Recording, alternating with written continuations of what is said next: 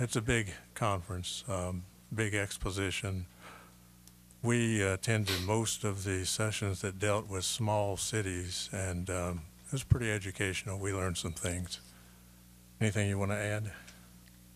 Well, I earned the Gold Award, which is given by the Leadership Institute for the hours that you've attended classes.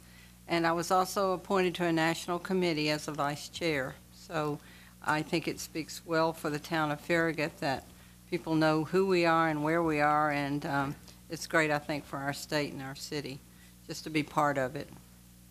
And I thank the town for giving me the opportunity to attend.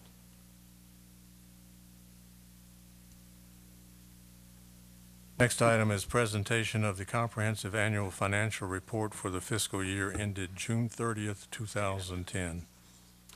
Tonight, Bob Bean with Ingram Overholt and Bean is here to present our 2010 comprehensive financial report for the town of Farragut.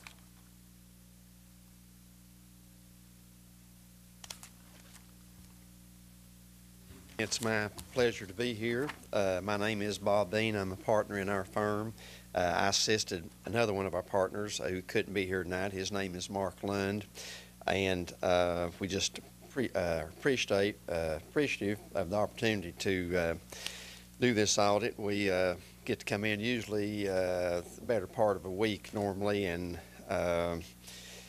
kind of make Allison and her staff, even though they're trying to perform the things they do every week, we kind of get in their way for a week, and they're always very gracious and help us in any way they can. They provide anything we need, so we appreciate them. Has everybody got a copy of the audit report? I'm not going to read the numbers to you because we could be here all night. You can do that at your leisure. I do want to go over 6 or 7 or 8 things. One, actually on about 12 pages into the report, is dated December 1st, 2010. It's titled the Independent Auditor's Report, and I won't read that, but I will read the 3rd paragraph. It says, in our opinion, the financial statements referred to above present fairly in all material respects the financial position of the governmental activities, each major fund, and the remaining fund information in the town of Farragut as of June 30th, 2010, and the respective changes in financial positions thereof, and the respective budgetary comparison for the general fund for the fiscal year then ended, in conformity with accounting principles generally accepted in the USA.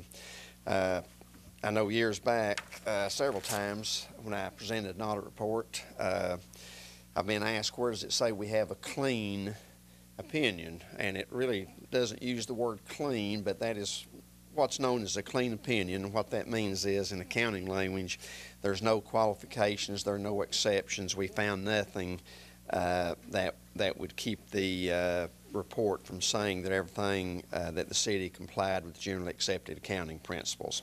And that's been for years. You've had a clean report. There's 2 items of the report. Even before you read the numbers, if you've not done that already, that I call your attention. I would normally read these. There's actually 3 parts of the report I would read first before you get it to the numbers. One is right after the table of contents is what's known as the transmittal letter that is prepared by the town, and it kind of has a history of the town. It gives the major initiatives for the year ending June 30th, 2010. It gives the management's economic outlook for the town, that sort of thing. And then actually 2 pages over from where we were on that auditor's report, on page 14 is what's called the management's discussion and analysis. And what that does, that gives an overview of the financial statements. It gives financial highlights for the year. It talks about capital assets, which is land and buildings and equipment, that sort of thing. Talks about the debt, which really the only debt the town has now is the what we call the compensated absences, which is accrued leave and that sort of thing. And then probably the most important part, I always think, of an audit report is on page 34, and it goes for a number of pages, and that's what's called the notes, the financial statements. They talk about all the various funds, how the city is organized financially.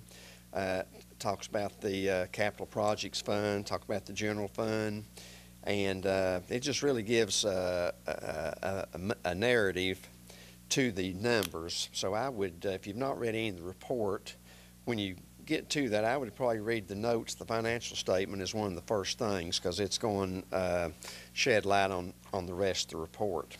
And I might call your attention to page 21, which is the statement of net assets. And even though the town reports its transactions uses fund accounting, in other words, we got the general fund, we got the state street aid fund, we have the different capital projects fund, this statement of net assets presents the historical cost of assets just like a business would. The big difference is if you'll see, it says capital assets. It has land, construction in progress, buildings, and that sort of thing. This financial statement's prepared just really like all of our business clients prepare financial statements. The big difference is depreciation. That's not reported in the fund statements, but it is reported on this statement.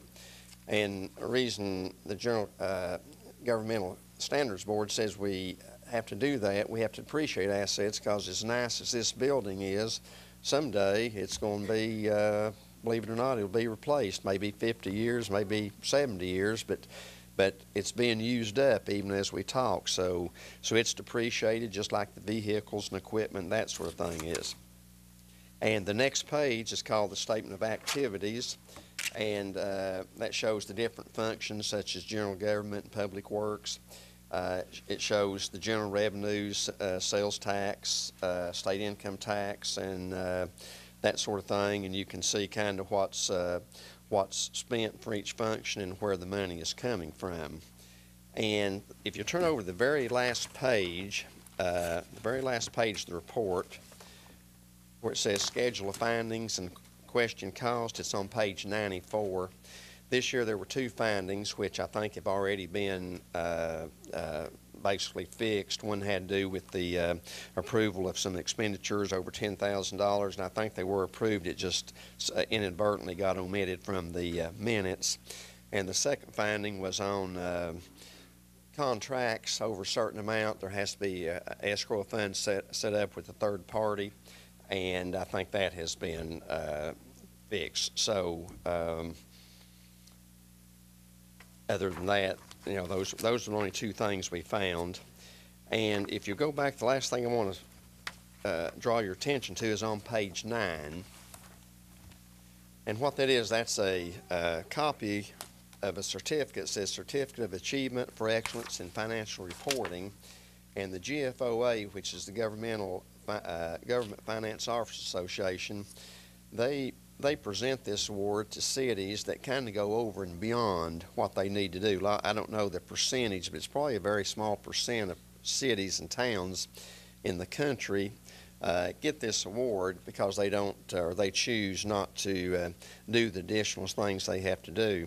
And when this GFOA, when they get these reports each year, trust me, they read them word for word, and they're very, very detailed, and they write back and tell you everything they think you could improve on. And if there's enough things to improve on, you don't get this certificate. I'm happy to say that the town of Farragut, I think this is the 18th certificate in a row they have received. And this report that you're looking at will also be submitted in the next week or so to the GFOA, and I would expect this time next year we'll be saying the city or the town got this award for the 19th time. So basically for the last 2 decades, the town has received this award, which is really something to brag about. Because like I say, I don't know the percent of cities and towns in the United States that get this, but I would think it's very, very small. Other than that, if anybody has any questions, I will try to answer them. Here's on page 21, you're referencing the investments of the town. It looks like we've increased our investments quite a bit in activity from 09 to 10. I wonder if there's a magic formula you can share with us for that. Okay, on the second line item, the investments. Okay, basically what that is, the biggest part of that money, if not all, is money that's on deposit with the state of Tennessee investment pool, and it will, of course, vary year to year as you do different projects and that sort of thing. Just so happened this year, and as you can see, the assets went from $36.5 million to $39 million, and about $1 million of that's actually in the investment. So it's just basically